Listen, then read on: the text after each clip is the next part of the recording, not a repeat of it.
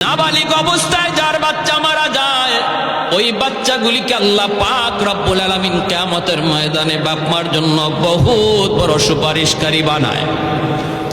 বাচ্চাগুলি আল্লাহর কাছে ডাক দেয়া কয়, মালিক, ও মালিক, তুমি আমারে দুনিয়াতে পাঠাইছো, পাঠানোর সময় আমার মা কত কষ্ট করছে, জান বের হয়ে যায় অবস্থা।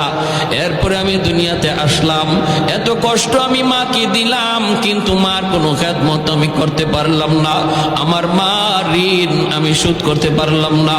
আল্লাহ, আজ যদি তুমি আমাকে জান্নাতে দিতে চাও, আমার মা বাবা সারা জান্নাতে যাইবো না, হয় আমার বাপ মার সাথে জাহান্নামে দিয়ে দাও, হয় আমাকে আমার বাপ মার সাথে জাহান্নামে দিয়ে দাও। রব্বুল আলামিন তখন বলে, বান্দারে, আমি আল্লাহর আদত হচ্ছে জাহান্নামীকে জান্নাতে দেওয়া, কিন্তু